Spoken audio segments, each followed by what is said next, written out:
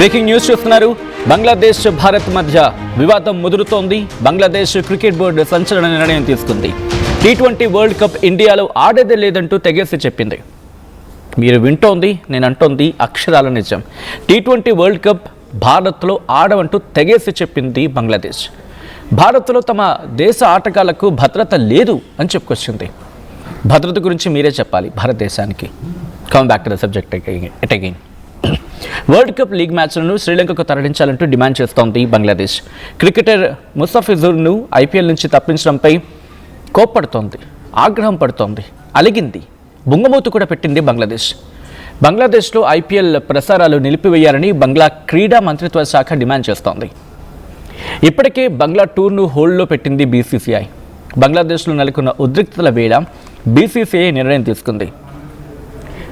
ఇదే బంగ్లాదేశ్లో సమాధానం చెప్పాలి కదా. అక్కడ జరుగుతున్న మైనారిటీల దాడులకు సంబంధించి గళమెత్తితే, అక్కడ ఒక విద్యార్థి నాయకుడు చచ్చిపోతే, ఒక విద్యార్థి నాయకుడు చనిపోతే, మరణిస్తే ఏకంగా తాత్కాలిక ప్రభుత్వాధినేతగా, సోకాల్డ్ ప్రభుత్వాధినేతగా ఉన్న వ్యక్తి వెళ్ళి పరామర్శించిన సందర్భం ఉంది కదా.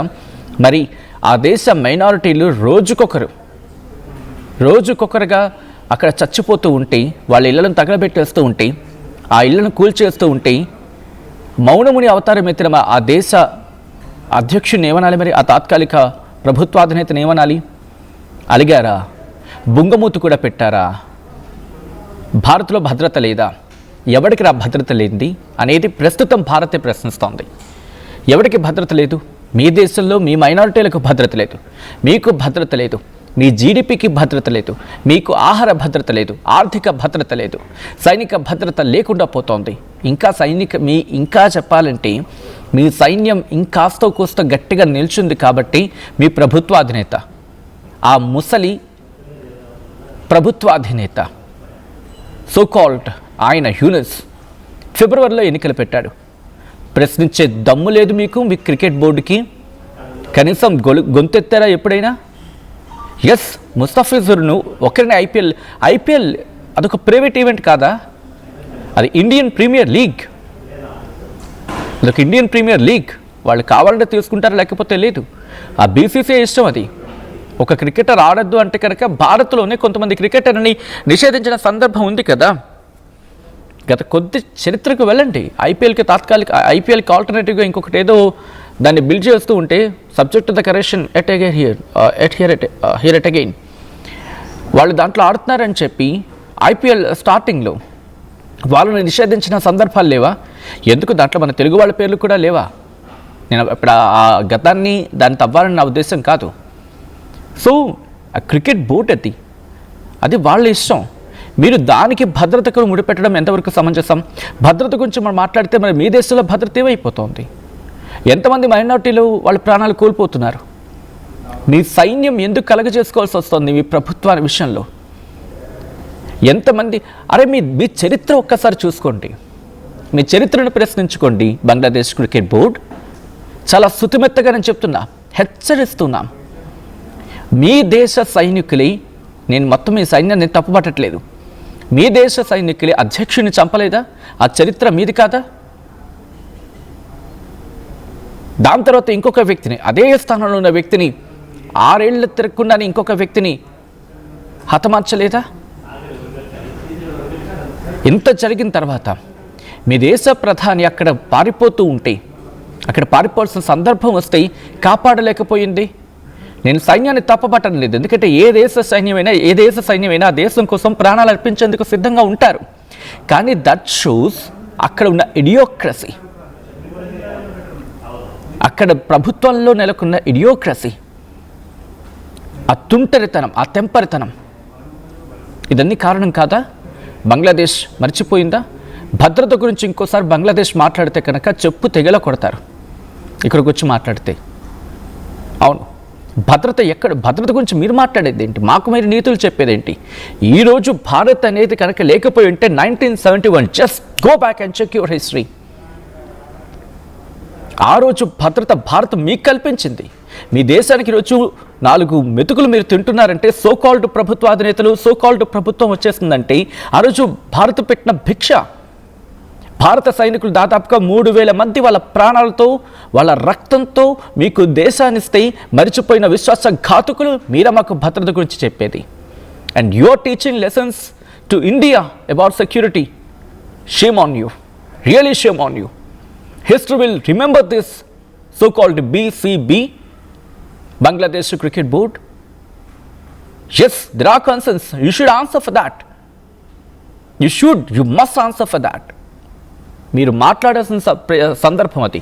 మైనార్టీలు అక్కడ చచ్చిపోతున్నారంటే మాట్లాడలేకపోతున్నారు, ఇల్లు కూల్చేస్తున్నారంటే మాట్లాడలేకపోతున్నారు. ఒక విద్యార్థి నేత చచ్చిపోయారంటే మీ తాత్కాలిక ప్రభుత్వ అధినేతకు వెళ్ళాలనుకుంటుంది, పరామర్శించాలనుకుంటుంది. కానీ అదే మైనార్టీలు చచ్చిపోతే, అదే మైనార్టీలు అక్కడ ప్రాణాలు కోల్పోతూ ఉంటే వెళ్ళాడా? ఎప్పుడైతే ప్రపంచవ్యాప్తంగా నిరసన వినిపించిందో అప్పుడు అక్కడ ఉన్న ఒక మంత్రిని పంపించాడు. అది కూడా మంత్రి అంటే మీరు తాత్కాలిక ప్రభుత్వాధినేతగా ప్రభుత్వంలో ఉన్న ఒక విద్యా మంత్రి వెళ్ళి ఏదో నామకే వాస్తే. Don't teach us lessons about security. Don't dare to do that. And you don't have to say that. And you don't deserve to say that. And you don't have right to say that. Bangladesh, especially Bangladesh Cricket Board. ఇప్పటికీ మీ Bangladesh cricket బోర్డులో కొంతమంది players ఐపీఎల్లో ఆడి వాళ్ళ సత్తాను చాటుకొని I respect sports and we respect sports and sportsmen. But అక్కడ concerns ఉన్నాయి కాబట్టి వద్దని చెప్పడంలో సున్నితంగానే చెప్పారు కదా. మేము బంగ్లాదేశ్ క్రికెట్ బోర్డు బ్యాన్ చేస్తున్నాం, లైక్ బంగ్లాదేశ్తో మేము ఆడము, ఇలా ఏం రాలేదు కదా. ఇంకా చెప్పాలంటే మీరు కల్పించుకున్న ఆ ప్రతికూల వాతావరణాన్ని సానుకూలంగా మార్చే ప్రయత్నమే కదా. I have few questions to you, Bangladesh. You must answer for that. మీ విద్యార్థి నాయకుడిని చంపేసిన వ్యక్తిని పట్టుకున్నారా? కానీ నింద ఎవరి మీద మోపారు మీరు? భారత్ మీద కాదా? పారిపోయాడని చెప్పి భారత్ మీద మీరు నెపం మోపలేదా? Why don't you question your government? Why don't you question your failure governance? Why don't you question that? అక్కడ ప్రశ్నించు. And never ever dare to question India, Bharat about security. ఈరోజు మీరు బతుకు ఈడుస్తున్నారంటే కనుక భారత్ పెట్టిన భిక్ష, అది షేక్ హసీనా కావచ్చు, ఖలీదా జియా కావచ్చు. ఎప్పుడు ఆ విషయంలో అఫ్కోర్స్ ఖలీదా జియా కొన్ని మాటలు భారత్కి వ్యతిరేకంగా అని ఉండొచ్చు కాక, కానీ ఆవిడెప్పుడు భారత్కి అంటే భారత్కి కాస్త ప్రతికూలంగా మాట్లాడి ఉండొచ్చు తప్ప భారత్ చేసిన సాయాన్ని మాత్రం ఎప్పుడు ఖండించలేదు ఆవిడ. కాస్త హిస్టరీ వెళ్ళి చెక్ చేసుకోండి మీరు. ఇప్పటికీ కూడా అక్కడ రాజకీయాలకు బలైపోతుంది ప్రజలు, సామాన్యులు, మైనార్టీలు. ఇండియాలో బంగ్లాదేశ్ మొత్తం 4 మ్యాచ్లు ఆడాల్సి ఉంటుంది అన్నమాట. when it's come back to the subject. ఫిబ్రవరి 7న వెస్టిండీస్, అలాగే ఫిబ్రవరి 9న ఇటలీతో, ఫిబ్రవరి 14న ఇంగ్లాండ్తో కోల్కతా మ్యాచ్. ఇలా కోల్కతాలో మ్యాచ్ అది. ఫిబ్రవరి 15న ముంబైలో నేపాల్తో మ్యాచ్ ఉంది. ఈ 4 మ్యాచ్లను కూడా శ్రీలంక తరలించాలని చెప్పి వేడుకుంటోంది. వెళ్ళండి, ఆడుకోండి. ఎందుకంటే ఇక్కడ మనం క్రికెట్ గురించి మాట్లాడుతుంటే మనం అని కోట్ చేస్తున్నాం. ఒక పిచ్ని, ఒక ఇంటర్నేషనల్ స్టాండర్డ్ పిచ్ని మేము రెడీ చేసి ఇక్కడ క్లైమేటిక్ కండిషన్స్లో ఆడగలిగితే కనుక it will be fine forever అనేది వినిపిస్తూ ఉంటుంది. సో అటువంటిది ఆ దేశ క్రీడా మంత్రిత్వ శాఖతో పాటు బంగ్లాదేశ్ క్రికెట్ ఫ్యాన్స్ కూడా కోరుకుంటున్నారంట, డిమాండ్ చేస్తున్నారంట.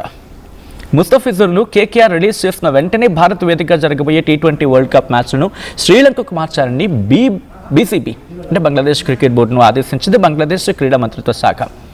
వేలలో ముస్తఫిజుర్ తన బేస్ ప్రైస్ 2 కోట్లు, కానీ 9 కోట్లు కొనుగోలు చేసిన night riders BCCI order pass చేసింది. ఆ తర్వాత ముస్తఫిజుర్ను తొలగించింది KKR. సో ఇక్కడ మీరే అనుకుంటున్నారు అనేది కమెంట్ చేసే ప్రయత్నం చేయండి. అండ్ సెక్యూరిటీ గురించి బంగ్లాదేశ్ మనకు చెప్పడం, షేమ్ ఆన్ యూ బంగ్లాదేశ్. ఒక్కసారి go and check your history. ఈ కథను మిమ్మల్ని కాస్త కలవరపరచచ్చు. అయితే మిమ్మల్ని కలవరపడి గురి చేయడం RTV ఉద్దేశం కాదు, కానీ ఇటువంటి కథనాలు చూసినప్పుడు కాస్త కలవరపడే అవకాశం ఉంటుంది కాబట్టి దీనికి సంబంధించిన జాగ్రత్తలు తీసుకోవాలని RTV సూచించడం జరుగుతోంది. ఒకసారి మీ అభిప్రాయం ఏంటనేది కామెంట్ చేసే ప్రయత్నం చేయండి.